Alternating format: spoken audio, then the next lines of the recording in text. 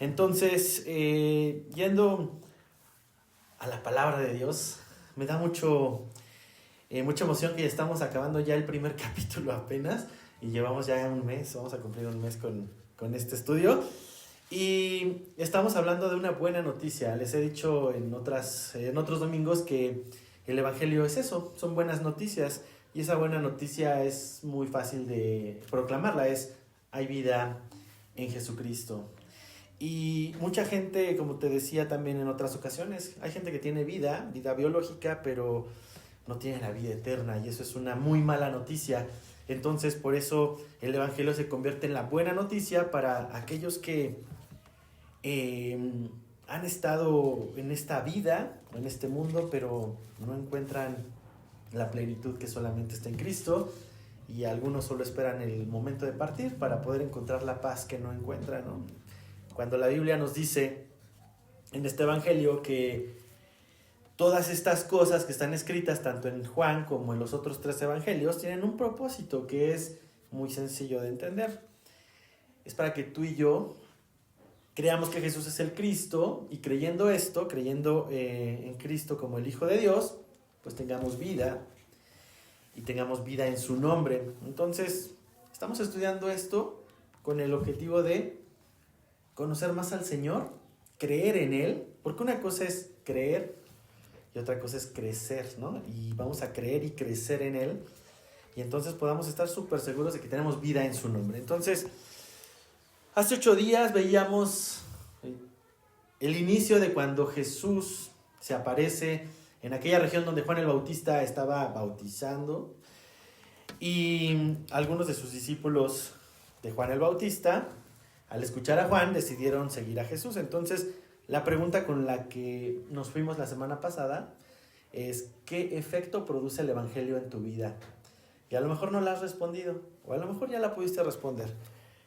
Pero ¿qué efecto, si tú has escuchado el Evangelio, qué efecto ha tenido en tu vida? A lo mejor puede ser como un recuento y puedes decir sí ha tenido un efecto, o quizás no ha tenido el efecto que estamos viendo en los discípulos, pero puedes pedirle al Señor que te dé la oportunidad de vivir el mismo efecto que vimos o que estamos viendo en los discípulos. Ahora, para que el Evangelio tenga un efecto en ustedes y en mí, necesitamos tener una fe genuina. ¿Y una fe genuina qué significa? O sea, tú y yo podemos creer en Jesús, sí, pero no genuinamente. Y te voy a poner un ejemplo para que podamos entender por qué es necesario que tú y yo creamos genuinamente. Imagínate que vienes caminando desde el centro, ¿no? ¿Quién se viene caminando aquí a la iglesia? A ver, ¿quién nos puede dar el ejemplo de que camina bastante?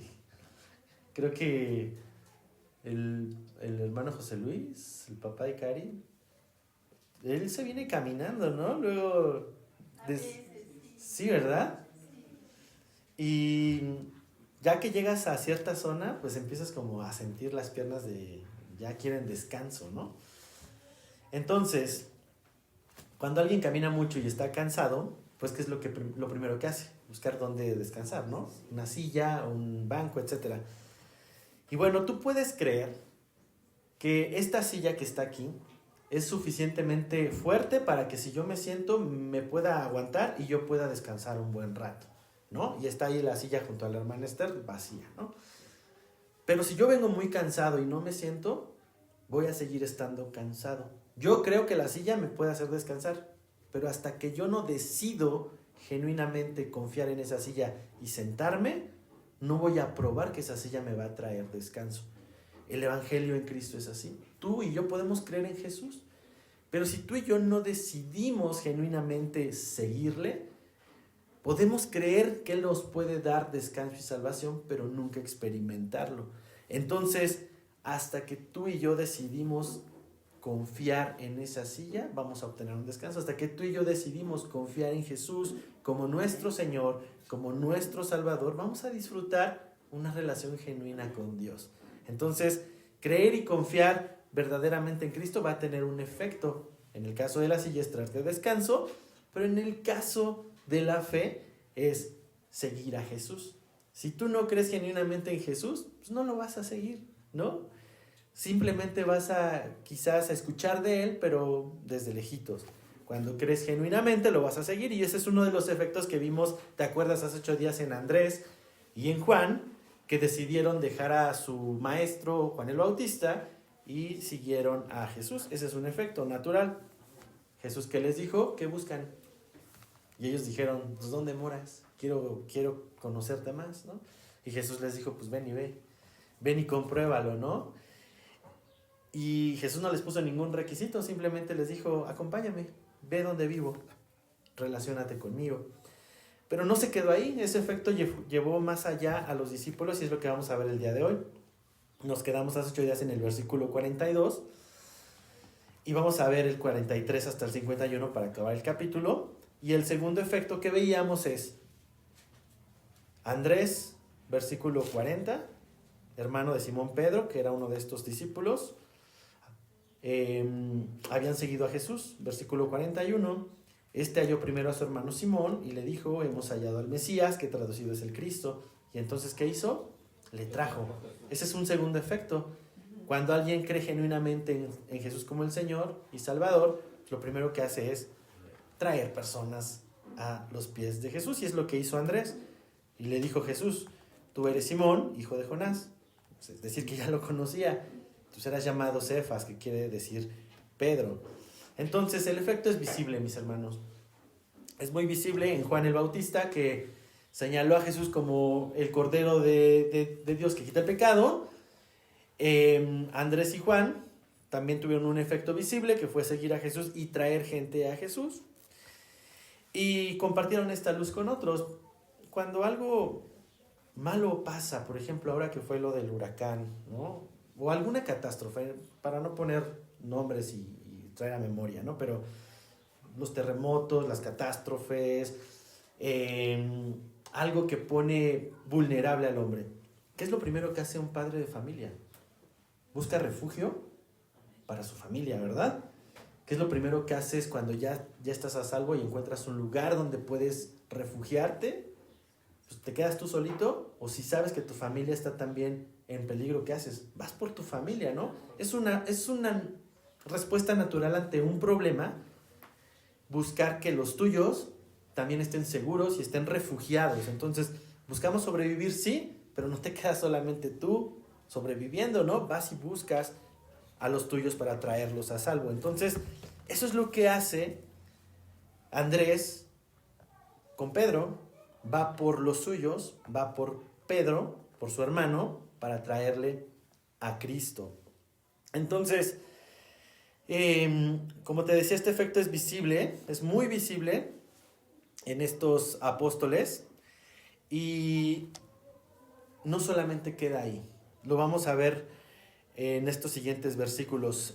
Vamos a ver un acto de amor muy grande de aquellos que han seguido a Jesús al amar a otros para traerlos a Jesús.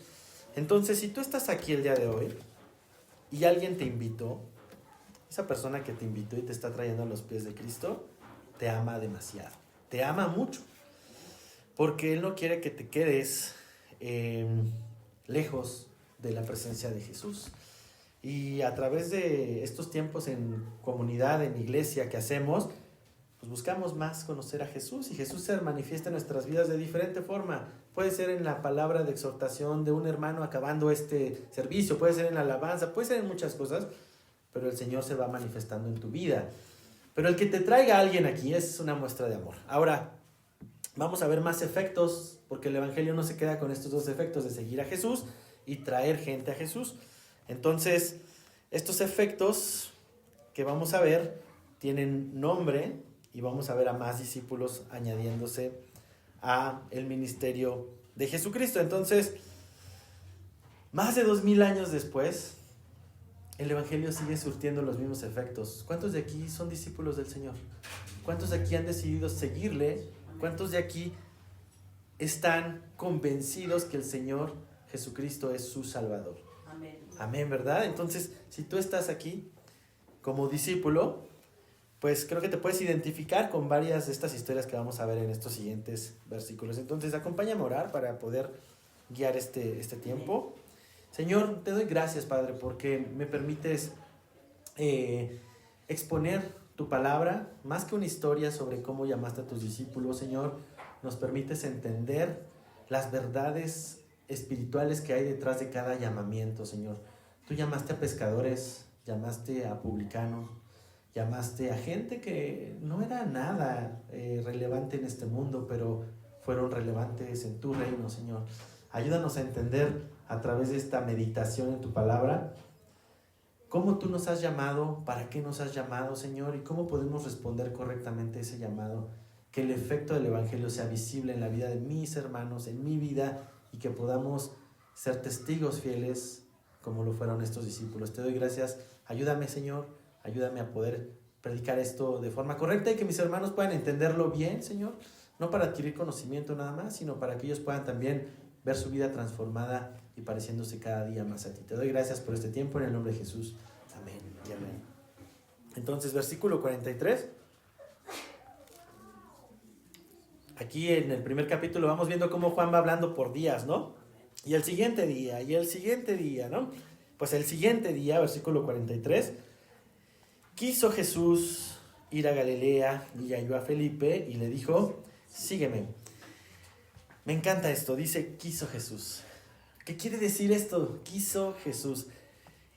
Estas dos palabras implican algo bien padre. Dice que Jesús quiso ir a Galilea y habla de la voluntad de Cristo de ir a salvar a una persona que está ahí, que se llamaba Felipe. Vemos que no fue decisión de los discípulos, fue la decisión de Jesús ir hacia esta región. Y cuando vemos que la decisión de Jesús es por su voluntad, ¿qué características tiene la voluntad de nuestro Dios? ¿Cómo es la voluntad de Dios? Es buena y es perfecta. Y era perfecta para Felipe. ¿Quieres que prendamos el ventilador? ¿Podemos prender el ventilador si alguien me ayuda, porfa? Para que corra aire. Y esta voluntad buena, agradable y perfecta la vamos a ver en la vida de Felipe, que simplemente él recibió la instrucción del Señor diciéndole, sígueme. No se puso a tratar de convencerlo, simplemente lo invitó a seguirlo. Ahora, hay que entender algo, y esto es un principio bíblico, un principio espiritual bien interesante. La salvación es del Señor. La salvación no es de una iglesia, la salvación no es de un pastor, la salvación es del Señor. Así como en esta iglesia hay gente salva, en muchas iglesias también lo hay. Y es un grave error creer que la salvación solo la puedes obtener en cierta iglesia. Hay que entender que la salvación es de Él. Ahora, Jesús quiso salvar a Felipe y llamarle. Y es importante entender que esto es parte de la voluntad de Dios. A lo mejor tú has estado hablándole a alguien, predicándole a alguien, te llegas a cansar que dices, creo que este señor no va a ser salvo o esta persona no va a ser salva. Recuerda que la salvación no depende de ti, depende del Señor. Y acompáñame a Marcos 3, versículo 13, donde vamos a ver cómo el Señor Jesús es quien atrae a las personas hacia Él, no son las personas yendo hacia Jesús. Marcos 3, versículo 13, vamos a ver a Jesús diciendo, aquí nos relata Marcos en esta porción, dice, después subió al monte y llamó así a los que Él, ¿qué? Quiso, y vinieron a Él. Si tú y yo estamos en Cristo, mis hermanos, es porque el Señor quiso.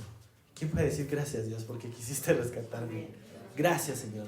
Porque a pesar de que fue quizás en una forma difícil, quizás en una prueba, en una tribulación, tú quisiste atraerme. Y así como lo hizo con los discípulos, Él quiso. Romanos 9, 15 al 16, Pablo enseñando a la iglesia, nos deja todavía más claro este principio que la salvación es del Señor. Dice así, pues a Moisés dice, tendré misericordia del que yo tenga misericordia y me compadeceré del que yo me compadezca. Así que no depende del que quiere ni del que corre, sino de Dios que tiene misericordia. Amén, ¿verdad? O sea, qué padre que no depende de mí ni de ti que la gente venga a los pies de Cristo. Depende de que Él quiera. Y Él quiere. Él quiere. Si Él nos permite tener este tipo de enseñanzas, de reunirnos y que todavía no ha regresado el Señor, es porque quiere todavía salvar a la humanidad. Ahora, él quiso moverse a Galilea, que era una región un poco más al norte, había un propósito, y este propósito era hallar a Felipe, y me encanta, porque son dos palabras que vamos a ver en los siguientes versículos. Halló a Felipe y le dijo, hallar y decir, le dijo, sígueme. Y esto es increíble porque hay personas que tienen la oportunidad o la experiencia de que el Señor les hable directamente. El apóstol Pablo es uno de ellos. ¿Te acuerdas que se encontró Jesús directamente con Pablo y no hubo necesidad de que alguien le fuera a predicar, sino fue el Señor Jesucristo? Hay personas aquí que a lo mejor el Señor les ha estado hablando directamente y diciéndoles sígueme, y no necesitan que alguien esté llevándolos a los pies de Jesús como con Pedro. Qué padre aquellas personas que pueden recibir del Señor directamente la invitación a seguirlo. Pero tenemos también diferentes formas de cómo el Señor llama a las personas.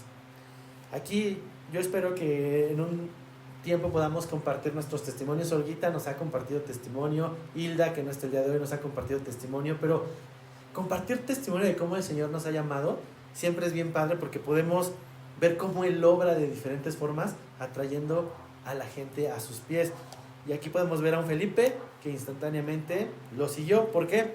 Porque dice versículo 44, Felipe era de Betsaida, la ciudad de Andrés y Pedro. Era una ciudad, era un pueblito de pescadores.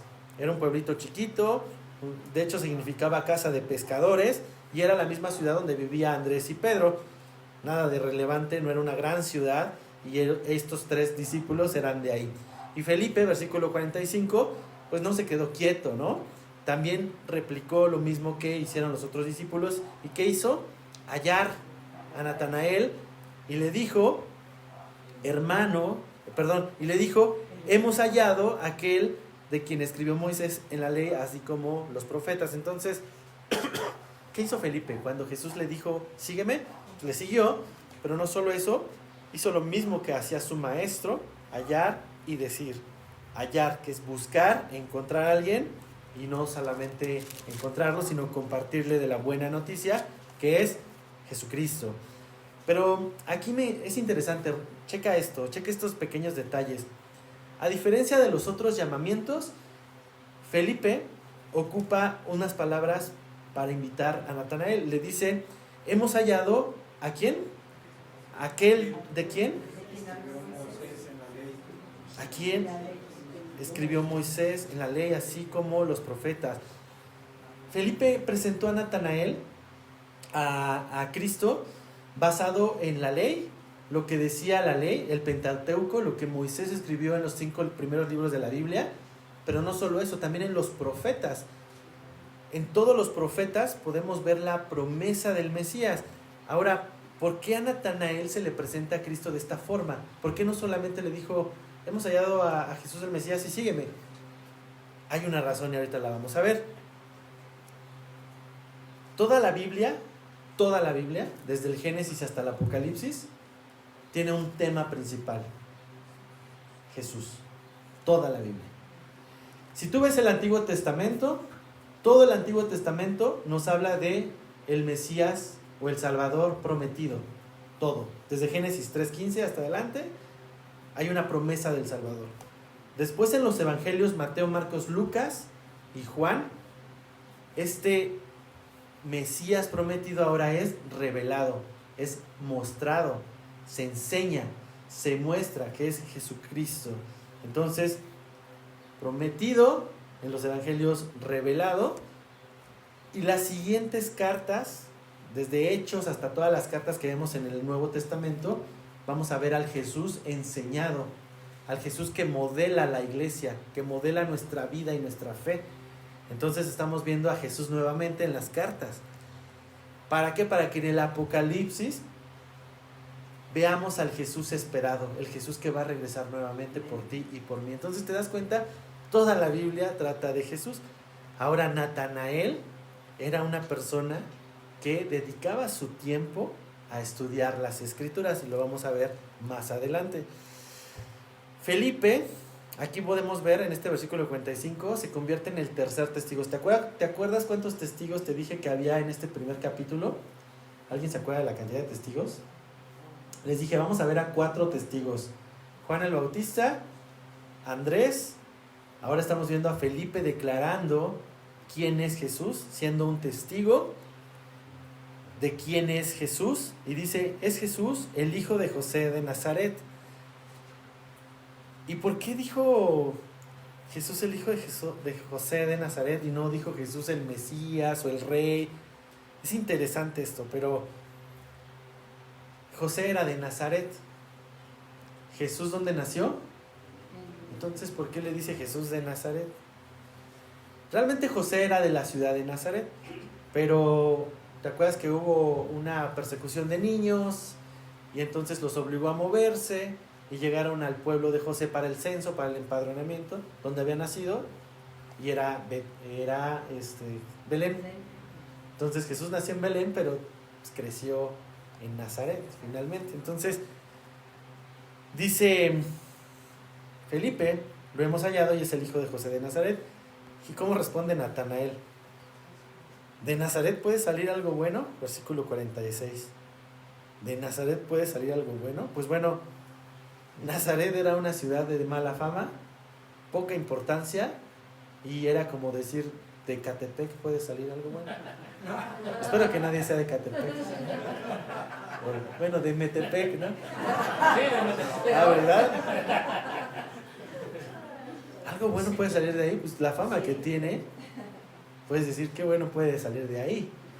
Pues algo así respondió Natanael. ¿Qué de bueno puede venir de Nazaret? ¿Y qué hizo Felipe? Date cuenta, no se puso a discutir con él y tratar de convencerlo y decir, ¿cómo te atreves? Bueno, hermano, ahí ya cambia que de Catepec. ¿Verdad? Bueno, pero para Natanael era algo así de grueso, ¿no? ¿Qué puedo de salir? Felipe vemos aquí una respuesta que refleja a Cristo. Pero fíjate, Natanael pone esta respuesta o esta pregunta porque pensó que pues, no tenía razones para pensar que un Mesías podía salir de ahí. Pero en la respuesta de Felipe vamos a ver otro efecto del Evangelio, un tercer efecto del Evangelio, que le dice, ven y ve. ¿Estas palabras no te recuerdan algo? ¿Quién las dijo antes? Jesús. Respondió igual que Jesús. Le dijo, ven y ve, ven y compruébalo. Entonces, otro efecto, mis hermanos, del Evangelio es que cuando tú sigues a Jesús, te empiezas a parecer más a Jesús. Y Felipe empieza a parecerse más a Jesús en sus respuestas. No se puso a discutir, no le dio bibliazos de cómo te atreves, pecador, ni tampoco le dijo, bueno, pues allá tú si no quieres conocerlo, ¿no? No, le dijo, ven y compruébalo. Versículo 47, perdón. Cuando Jesús vio a Natanael, que se le acercaba, dijo de él, he aquí un verdadero israelita en quien no hay engaño. Híjole, esto es interesante porque ahí tienes a Felipe caminando con Natanael a los pies del Señor y ves a Jesús declarando estas palabras, diciéndole, un verdadero israelita en quien no hay engaño. ¿Te imaginas la actitud de Natanael? Así de, ay, ¿cómo me conoces? ¿No? ¿Por qué Jesús dijo eso si no hay justo ni aun uno, no? Tú sabes que la Biblia dice eso. Dice que todos hemos pecado. ¿Qué quiso decir Jesús aquí, no? Bueno, te voy a explicar qué quiso Jesús decir. Porque te voy a responder lo que te decía hace ratito. De que Natanael era una persona que dedicaba su tiempo en estudiar la ley. Bueno, aquí la palabra que usa Jesús es verdadero israelita, en quien no hay engaño. Israel significa gobernado por Dios. Un israelita es alguien gobernado por Dios, en quien no hay engaño. ¿Te acuerdas quién era Israel antes de ser Israel? ¿Cómo se llama? Jacob. ¿Y qué significaba Jacob? El engañador. Es lo que le está diciendo prácticamente aquí, es un israelita que no tiene a un Jacob. Aquí tenemos a un israelita que es alguien que no tiene engaño. Pero en esa misma época había muchos israelitas en los que sí había engaño. Toda la estructura de los fariseos Eran personas que se decían ser pueblo de Dios, pero había mucho engaño. Jesús conocía el corazón de Natanael y lo vamos a ver en la respuesta que le da en el versículo 48. Le dice Natanael: ¿de dónde me conoces? Y respondió Jesús y le dijo: antes que Felipe te llamara, cuando estabas debajo de la higuera, te vi. Ah, caray, ¿dónde estabas? Si Jesús estaba con Juan, estaba en la región de Juan, ¿cómo le hizo para, acaso se trasladó, tuvo una teletransportación o cómo lo vio? Bueno, déjame platicarte. Sí, el Señor conoce todo. Y aquí le va a revelar eso a Natanael. Como te decía hace ratito, en los pequeños detalles como estar debajo de una higuera, nos permite entender qué hacía Natanael. Los estudiosos, los teólogos, se han puesto a investigar un poco más en profundidad de los detalles de la Biblia y nos hablan que los rabinos y sus discípulos tenían la costumbre de estudiar la ley debajo de la higuera. ¿Por qué? Pues porque, bueno, te daba sombra, ¿no? No se explica nada místico de que fuera la higuera y por qué no una bogambilia o por qué no un naranjo. No se trata de eso. Simplemente era una costumbre de ir a estudiar la ley abajo de una higuera. Pero había sinagogas, entonces ¿por qué no lo hacen en la sinagoga, no? Bueno, ellos dedicaban mucho tiempo en el estudio de la palabra aquí. Y por como responde Jesús de que estaba abajo de una higuera, se puede suponer que Natanael estaba estudiando la ley, estaba meditando en su ley, estaba meditando en la palabra, y ahí el Señor lo vio. Cuando tú estás estudiando tu palabra, la palabra de Dios, estás en tu tiempo devocional, orando y leyendo la palabra, adivina quién crees que está ahí. Está Jesús, y te ve, y ve lo que hay en tu corazón, y ve por qué lo buscas, y ve las intenciones de tu corazón. Jesús estaba ahí con él, mientras él estaba buscando en la ley, su meditación en el Señor. Ahora, ¿por qué te puedo dar esta suposición? Por cómo responde Natanael. Fíjate qué dice Natanael en el versículo 49. Le dice, respondió Natanael y le dijo: Rabí, tú eres el Hijo de Dios, tú eres el Rey de Israel. En esta respuesta podemos ver cómo hay un clic, seguramente en las expectativas que tenía Natanael con la declaración que hace Jesús sobre él. La respuesta viene a ser una confirmación. Quizás Natanael estaba estudiando Isaías, quizás estaba estudiando los profetas, donde estaba el Mesías prometido, y cuando quizás estaba pidiendo una señal, se aparece el Señor y le confirma que lo había visto estudiando debajo de la higuera. Pero esas ya son un poco más de suposiciones. Nos centramos en la palabra y es lo que dice aquí. Natanael ya lo reconoce como un maestro y le dice: tú eres el Hijo de Dios, tú eres el Rey de Israel. Rabí, que significa maestro, ya lo está identificando como alguien que le puede enseñar. Pero no solo eso, lo identifica como: eres el Rey de Israel. Yo, que soy israelita, ahora serás mi rey. Hijo de Dios describe una relación de Jesús única con Dios. ¿Te acuerdas? Él estaba con Dios, el Verbo era Dios. Eres hijo de Dios, pero no solo eso, también eres Rey de Israel, y esto describe el estatus como Mesías y como Rey. Ahora, en este versículo 49 vemos al cuarto testigo, que es Natanael. Entonces ya tuvimos a Juan el Bautista declarando quién era Jesús, el Cordero de Dios, que quita el pecado del mundo. A Andrés también declarando o siendo testigo con su hermano Simón, diciéndole: hemos hallado al Mesías. El testigo número 3, a Felipe, diciéndole: hemos hallado a quien desescribió en los profetas y en la ley. Y vemos al cuarto testigo, que es Natanael, diciendo: Rabí, tú eres el Hijo de Dios, tú eres el Rey de Israel. Y te decía cuando empezamos a estudiar este evangelio, Juan el apóstol, el autor de este evangelio, nos va a presentar testigos y nos va a presentar señales para que tú y yo afirmemos nuestra fe en Cristo como nuestro Salvador, nuestro Señor y como Dios. Estos son los primeros 4 testigos. Pero parece que Jesús tenía muy buen humor con estos testigos. ¿Qué le dijo Jesús en el versículo 50? Y le dijo: porque te dije, te vi debajo de la higuera, ¿crees? Cosas mayores que estas verás. Casi en buen mexicano le dijo: ¿con tan poco taco te empachas? ¿Con tan poco te emocionas? O sea, ves a Jesús teniendo un sentido del humor aquí en este texto, diciéndole: pues no te emociones con tan poco, porque vas a ver cosas mucho mayores. Para Natanael esto había sido una bomba que lo llevó a declarar lo que era el Señor Jesús. Pero me encanta porque Jesús siempre tiene algo más para sorprendernos. Así como con Natanael, que le dijo: con tan poco te emocionas, pues vas a ver cosas mayores. Ahorita lo vamos a ver en el último versículo. En tu vida y en mi vida también el Señor nos sorprende. ¿El Señor te ha perdonado? Amén. Te ha perdonado, me ha perdonado. Pero no se queda ahí. Nos hace justos delante de Dios, nos da su justicia y nos presenta ante Dios como justos. Entonces nos da más de lo que podemos imaginar. ¿Te ha dado misericordia el Señor? ¿A cuántos de aquí les ha dado misericordia?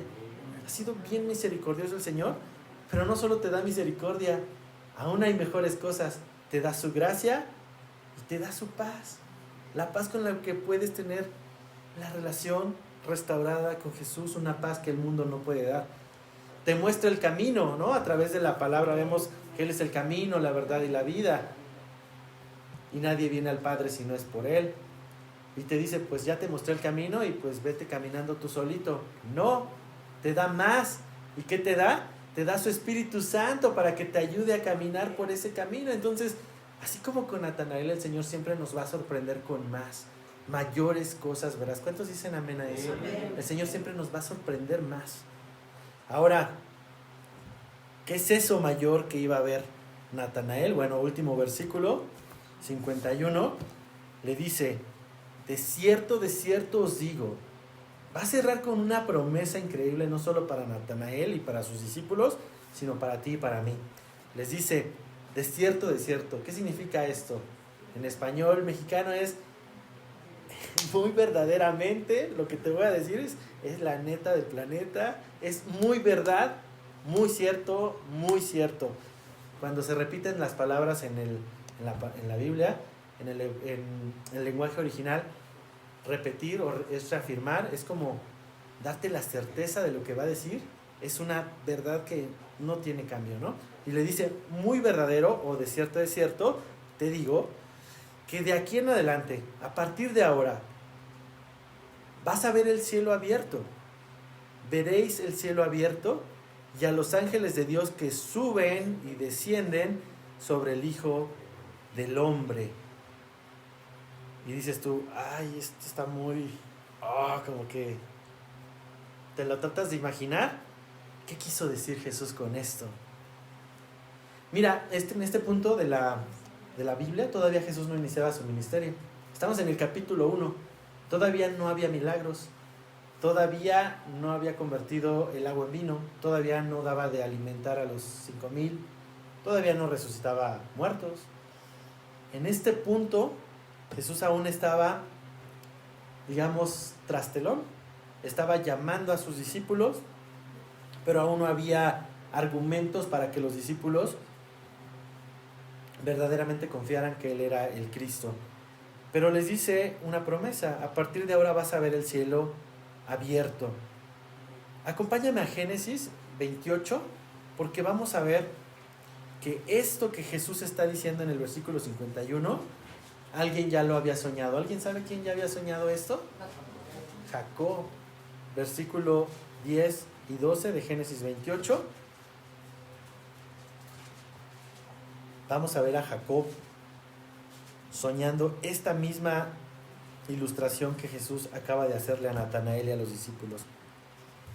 Dice: salió pues Jacob de Berseba y fue a Harán, y llegó a un cierto lugar y durmió allí, porque ya el sol se había puesto y tomó de las piedras de aquel paraje y puso a su cabecera y se acostó en aquel lugar. Y soñó, y he aquí una escalera que estaba apoyada en la tierra y su extremo tocaba en el cielo. Y he aquí ángeles de Dios que subían y descendían por ella. ¡Wow! Ese sueño le había dado Dios a Jacob hace siglos antes, y era la promesa de la restauración entre el cielo y la tierra. Y esa escalera, ese canal de conciliación entre el cielo y la tierra, ahora estaba visible ¿en quién? En Cristo, en Jesús. Por eso les dice, a partir de ahora vas a ver al cielo abierto, la oportunidad para que el cielo y la tierra vuelvan a estar en comunión. Y dice, y ángeles de Dios que suben y bajan, que suben y descienden sobre el Hijo del Hombre. Se está cerrando el abismo que había entre el cielo y la tierra a través de Cristo. Y verás reconciliado, lo que les está diciendo, a la creación con su Creador. Eso es lo que Jesús les está diciendo a sus discípulos en esta porción. Ahora, mis hermanos, en Jesús tenemos la reconciliación con el Creador. Vemos en estas historias de llamamientos, tanto de Juan, de Andrés, de Natanael, de Felipe, cómo Jesús llama, cómo Jesús atrae hacia Él. Y vemos 4 formas de ir a Jesús. Vemos en Andrés que él fue a Jesús por la predicación de Juan el Bautista. Vemos a un Pedro yendo a Jesús por el testimonio de Andrés. Vemos a un Felipe siendo llamado directamente por Jesús. Y vemos a un Natanael siendo llamado y siendo enseñado y siendo exhortado para dejar a un lado sus prejuicios sobre Jesús y encontrarse con Él. Yo no sé cómo el Señor te ha traído hacia Él. Puede ser que el Señor todavía te esté llamando y te has estado resistiendo. Puede ser que el Señor ya te llamó hace mucho tiempo y ya estás aquí siguiéndole. Esa historia individual solo tú la conoces. Pero déjame cerrar esta enseñanza con esta pregunta nuevamente. ¿Qué efecto ha tenido este llamamiento en tu vida? Porque si Jesús te encontró hace poco y le has respondido, probablemente estés ahorita disfrutando de esta comunión, este primer amor. Pero si ha pasado mucho tiempo desde que el Señor te llamó y ya has estado dejando que los afanes de esta vida te lleven a seguir pero no seguir a Jesús y no estar caminando junto a Él, el Evangelio siempre es una buena oportunidad para volver a los pies de Cristo. ¿Cómo te encontró Jesús? ¿Qué efecto está teniendo en tu vida? ¿Qué efecto está teniendo en tu entorno? ¿Acaso está impactando a los tuyos? Este testimonio, como lo vimos en Pedro, como lo vimos en Felipe y en Natanael, o quizás no. Siempre es un buen momento para poder reflexionar y decirle al Señor, tú eres el Hijo de Dios, tú eres el Rey de Israel, y poderlo hacer nuevamente el Rey de tu vida. Yo sé que no es fácil porque vivimos en un mundo donde pues es un mundo caído y donde hoy podemos tomar la decisión de seguir a Jesús, pero saliendo de aquí vas a encontrar un montón de contextos, luchas, tentaciones, pruebas que van a querer alejarte del Señor. Pero yo te invito a que podamos reflexionar en esto. ¿Qué efecto está teniendo el Evangelio en tu vida? Y si ese efecto está trayendo más gente a Jesús, gloria a Dios. Pero si ese efecto te está trayendo a Jesús, a ti principalmente, pues doblemente gloria a Dios. Porque a veces nos enfocamos en traer gente a Jesús, pero no nos aseguramos que nosotros estamos cerca de Jesús. Entonces, pidámosle al Señor sabiduría, pidámosle al Señor guía para que podamos caminar junto a Él, seguirle. Y vamos a ver en las siguientes semanas cómo Jesús empieza su ministerio con estas personas que acabamos de ver aquí. Conforme se va acercando a la cruz, vamos a ver muchas multitudes que le seguían, muchos discípulos. Aquí nos faltan todavía, llevamos 4. ¿Cuántos nos faltan? 8. Conforme Jesús se va acercando en su ministerio a la cruz, vamos a ver cómo los discípulos se van haciendo a un lado. Y vamos a ver cómo también la naturaleza del discípulo es como la tuya y la mía, que tendemos a estarnos separando del Señor, pero el Señor siempre nos atrae. Al final, en el momento del Calvario, va a estar solo un discípulo ahí junto a Él. Y ese discípulo es quien escribe este evangelio. Entonces vamos a orar, ponte conmigo de pie, y vamos a pedirle al Señor que nos ayude con esto.